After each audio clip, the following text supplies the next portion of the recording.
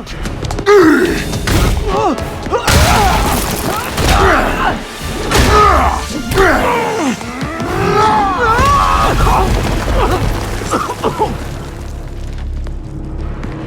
are everything that's wrong with this city! Huh. I was gonna say the same to you. After what feels like forever, we finally got to play the first 2 hours of upcoming PS4 exclusive Marvel's Spider-Man. And honestly, it was worth the wait. From what we've seen and played, this is the deep dive experience Spidey fans have been waiting for. And it's the perfect vehicle to open up the wider world of old Webhead to a brand new generation of fans. In addition to playing the game, we also nerded out with its creative director, Insomniac's Bryan Intihar, about the challenges and the fun involved with creating such a huge project. So, here are 14 cool new things you really need to know about Marvel's Spider-Man.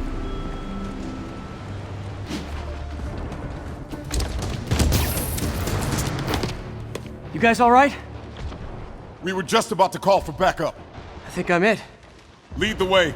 We'll be right behind you. Both Insomniac and Marvel feel that Spider-Man is the perfect fit for the developer. A few years ago, Sony came to us with the opportunity to work with this guy, and it's safe to say, with many people in our studio, and with me especially, this has been the opportunity of a lifetime, Intihar told us. We are huge Marvel fans, gigantic Spider-Man fans, and when people ask us why Spider-Man, we say among all the Marvel characters, and perhaps even any character in pop culture you might run into, this character kind of fits the DNA of our studio better than anybody. One of the reasons for this is gadgets. Spider-Man is known for creating his own tech and gadgets, and Insomniac is known through Resistance and Ratchet and Sunset Overdrive for creating a lot of fun weapons and gadgets. So it seems like a perfect marriage, but we'll get more into that in a little bit. Yet it is clear that Insomniac are Spidey nerds from the second you load up the game. The difficulty levels you choose from range from friendly, that's easy, to amazing, normal, to spectacular, that's hard.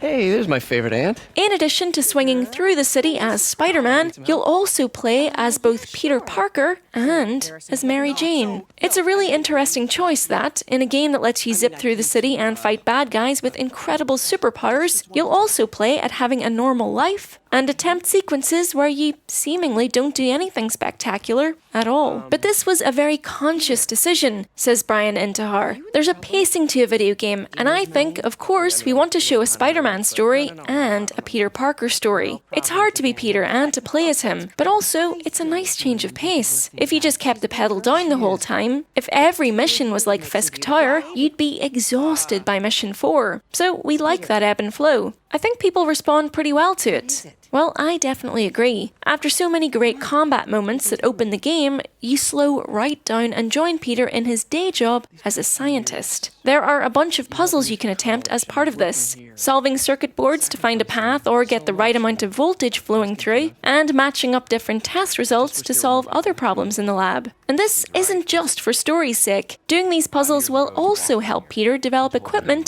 to help out his other job. Now it's you who inspires me.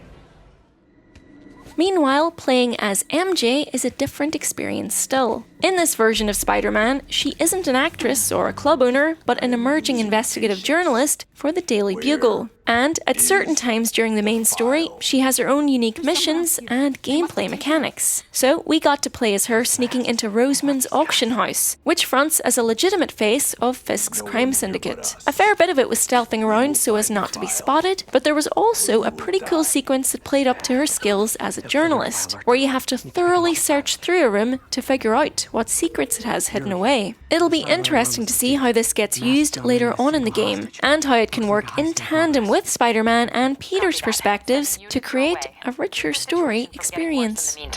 Can do. Heads up!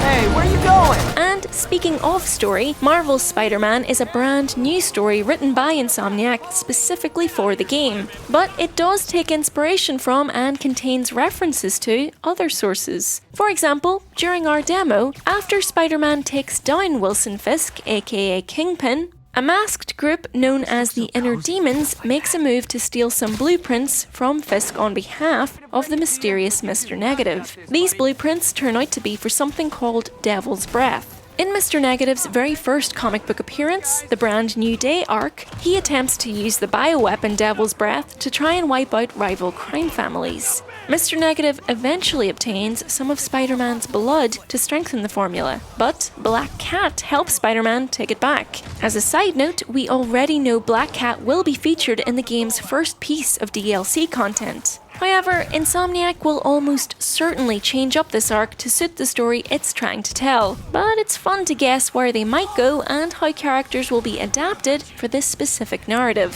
which we already know will include appearances from the Sinister Six, Kingpin, Silver Sable, and current Mayor of New York City, Norman Osborn, among others. According to Intihar, people often ask Insomniac if they came up with new characters for the game, and he replies, "Why? We don't need to. He's got plenty of characters. We didn't need to create new ones." Just as Batman probably has the best rogues gallery for DC characters, Spider-Man has the best for Marvel. Yeah, I think that's pretty much on the money.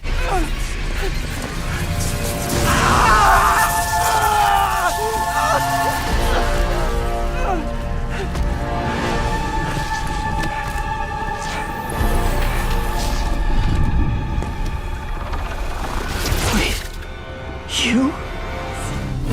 So, this game hasn't skimped on villains, but one of the really interesting things about it is it's included a whole heap of allies for Peter to work with too. Aside from Mary Jane, Spider-Man works closely with the presumably pre-Wraith Yuri Watanabe of the NYPD, who radios Spider-Man in for help on a regular basis. And there's also a young Miles Morales, a 15-year-old Spider-Man fanboy who'll also help Peter out. Intihar also said that Morales does belong to the same universe as Peter in this telling of Spider-Man. He didn't come through some dimensional portal, but literally grew up in the same city. Intihar also told us that this plays into the game's themes of worlds colliding. We'll see that in these two characters and how they interact. A possibly interesting side note here, when we asked about it, Intihar wouldn't comment on whether there had been a Gwen Stacy in this universe. You're officially an enemy of the people. Would you look at that? Let's chat a bit about themes. According to Intihar, there are two big themes in Marvel's Spider-Man: mentorship and partnership. Here's what he had to say about them. "This is not an origin story. That's been done before, many times. This is not another story about 15-year-old Peter Parker taking pictures for the Daily Bugle, getting used to his powers. He's 23 now. He's been Spider-Man for 8 years. He's graduated college, he's pulling double duty as both scientist and superhero, and in many ways, we've been calling this his next coming-of-age story, his journey to becoming a young adult." Two themes really drive the experience, the first being mentorship. We looked for those moments in people's lives we all remember. For me, it's when I graduated high school. What's another big time in your life? That's right when you graduate college. You start to look for work, build a career. Peter is looking for guidance in his job. And for him, for so long for the last 8 years, he has been saving the city as Spider-Man. But through his work and through his mentorship, he finally feels like he can save the world, change the world, for the first time as Peter Parker. So you're going to see mentorship being carried through this entire game. The other big theme is partnership, and that's going to be carried through his on-again, off-again relationship with Mary Jane Watson. Another thing I noticed when I graduated college was my relationships and my friendships evolved. They changed. That's what Peter is going to realize through MJ, is that it's okay to ask for help. It's okay to lean on others even if you are a superhero. So the ideas of mentorship and partnership are really going to drive this coming-of-age story. We have to stop them. In addition to these themes, another idea that shaped pretty much every single decision in Marvel's Spider-Man came from something said by Bill Roseman, executive creative director at Marvel Games and huge Spider-Man expert. Writing your memoirs? Don't forget the hyphen between spider and man. In apparently one of the first meetings he had with Insomniac, he said that the best Spider-Man stories are when Peter's world and Spider-Man's world collide. That, according to Intihar, has literally driven everything Insomniac has done with the game since. For us, he says, for this game to stand out and really feel like a true Spider-Man experience, it has to be as much of a Peter Parker story as it is about Spider-Man. And through the themes of mentorship and partnership, we aim to deliver not only a memorable human story, but also a great superhero journey. Shouldn't have. He also said, that's why I think the Marvel movies are so great, because they bring in such a wide audience that you don't need to be the biggest Marvel fan to enjoy them. Because if you look at all the movies, if you strip away the superhero-ness of them, they're still good stories. Like Guardians of the Galaxy. It's my favourite Marvel movie, but if you strip away all the talking raccoons and trees, it's a story about family, and how family can take any form. Or with Black Panther, it's about him learning to be a king. It's a human story at the heart of it, and that's exactly what we're trying to do here. It's definitely a fun superhero journey where you're swinging around and fighting villains, but at the same time, it's a 23-year-old pseudo-young adult who is trying to figure out where his place in life is.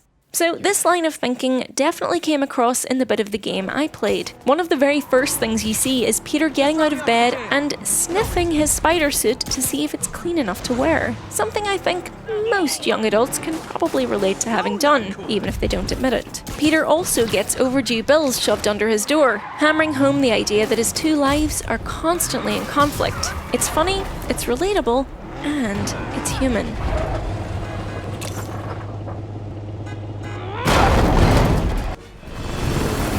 That tone was, by far, the hardest thing to nail in the beginning of production, Intihar says. Tone is always a challenge with Spider-Man. It's hard because you want him to be funny, but at the same time you want to raise the stakes and you want to have an emotional story. So you want to find the balance between where does the humour fit right and where does it not get too dark. A lot of people ask, what do you look to?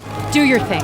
The Marvel movies do it really well. Even Infinity War, which is, to all intents and purposes, a pretty dark movie, they do find moments of humour. So that was easily one of the toughest challenges, finding the right tone of the game. Yes, there is moments of humour for sure, but also, I feel like Peter is a very emotional character. He's a very vulnerable character, and we want to show that. So how do you balance raising the stakes, plus finding those moments of levity and humour that are so iconic to the character? It's really tough, and that's easily, in that first year of development, one of the toughest challenges we faced. Fire. Looks like Fisk has armed men on every floor.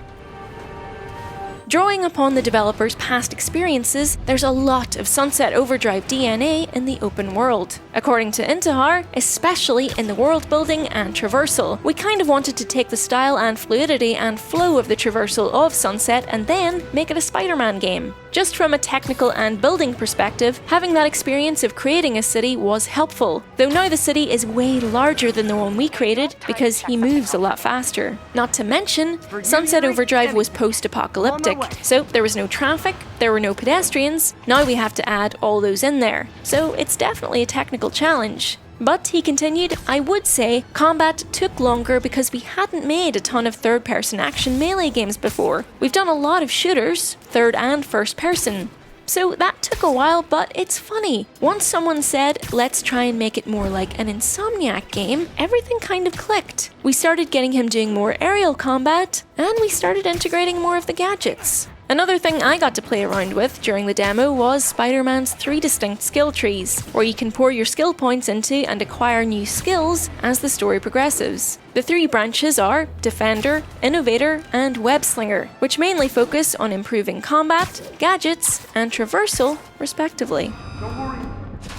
Interestingly though, the idea for Spider-Man's suit powers was more or less inspired by the company's history with Ratchet and Clank. Says Intihar, that's how the suit powers came to be. We had this week of meetings where we just started brainstorming. I even told somebody, it was like the president of our company, Ted Price, it was one of the best Ratchet meetings I'd ever been in, because it was just classic, this suit could do this and this gadget could do that. I saw a little bit of how the suit powers worked in my demo, where Peter created this advanced suit, an Insomniac original creation featuring the classic red and blue design with a large white spider on the front. I also saw a couple of the other first suits you can create, which include the noir suit and the scarlet spider outfit. There's a huge list that you can work through and unlock though, and these will be mixed and matched, original creations and Marvel classic designs. And it's important to note, all of these will be unlockable in the main game, as Marvel's Spider-Man will include 0 microtransactions. Another cool detail is that though every suit is different and each one features its own unique power, you can customize these suits further with up to 3 modifications that can stack bonus effects. This upgrading is done through tokens earned by completing other tasks in the game, and there are different types of tokens to earn. So, for example, you earn base tokens by clearing out strongholds held by villains throughout the city, and you earn crime tokens by listening into police radio and stopping various crimes in progress. We stopped a jewelry store robbery and an assault in progress in our playthrough. Intihar also says the type of crime you can intervene upon will change as the story progresses. Crime types that you see early on will be very different to the crime types you see later on, he told us. As the stakes get raised in the city, the crimes get worse. You're going to see new crimes get introduced over the course of the game, and it's the same for the look. The city and the feel of the city is going to be different.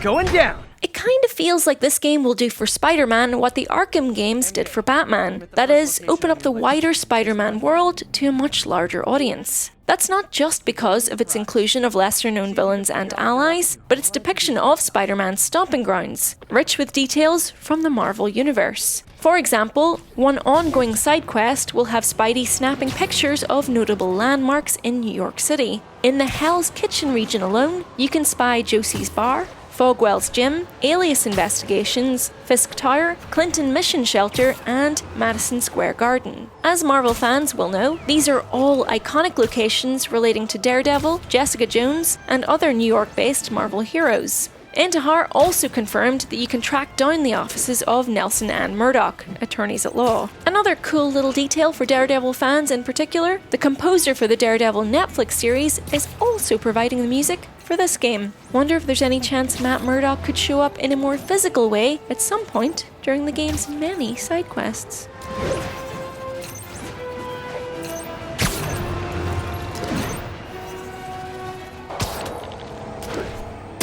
The game's version of New York is seriously huge, featuring 8 districts for Spidey to swing his way through, and you won't have to wait long to do it either. After the first mission, the entire city is open to you. You can check out each of the 8 different districts, Intihar says. You're going to be able to swing by and see familiar NYC landmarks like Grand Central Terminal, but at the same time, this is Marvel New York, so you'll see things like Avengers Tower. It's not a 1-to-1 scale replica, because at the end of the day, it's a video game. We wanted it to be fun to swing around, so some buildings are taller than they really are. Intihar continued, I'm actually from Connecticut originally. It's like 2 hours outside New York City. But as a child growing up, I had an idea of what New York was based on pictures, based on what I heard, based on movies, TV shows. That was the New York we kind of went for, the one you have in your head.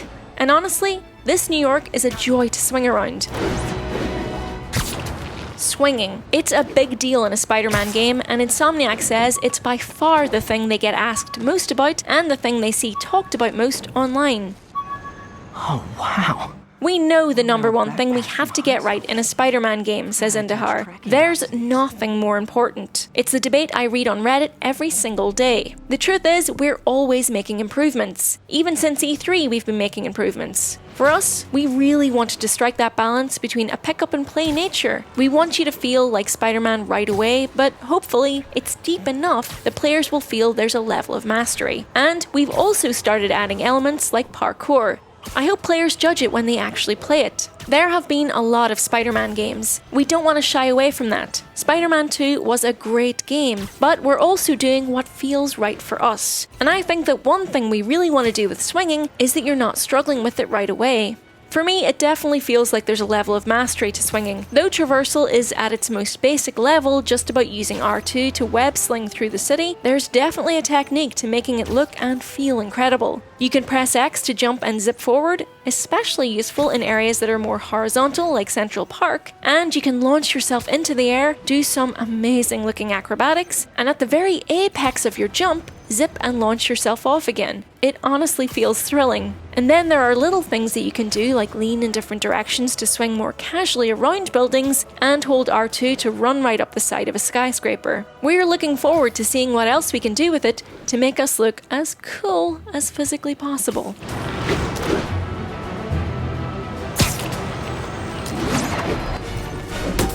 This all extends to combat as well. Of course there are parallels to be made to Rocksteady's Batman games, but there is a different energy at play with Spider-Man's take on things too. We really want players to feel like he is a master of improvisation, says Intihar. You're going to be able to combine melee with webs, environmental interaction, stealth, and gadgets. There's a lot of player choice, and once you start to gain new abilities and really start to understand all the different tricks, you're hopefully going to do a lot of experimentation, a lot of sandbox gameplay, and at the end of the day, fight with a lot of style. As I played, I felt the sandbox nature of the game took over more. I could punch a guy in the air and just let him fall. Or I could punch a guy in the air and then go up there with him and punch him. Or I could punch him in the air, then grab him and slam him down. But then I was like, what if I punch him up in the air and then try to juggle him with my webs? And you can do that. And then pull him down, he's covered in web, and he's stuck to the ground. You can feel powerful right away, in other words. But the more you experiment and try things out, the more you can do. We'll get ready for the main event.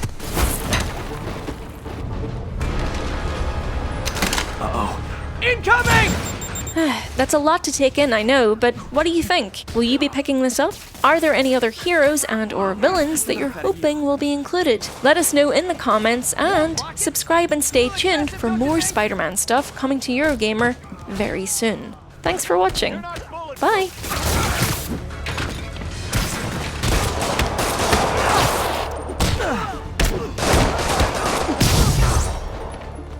What? Is it National Rocket Day or something?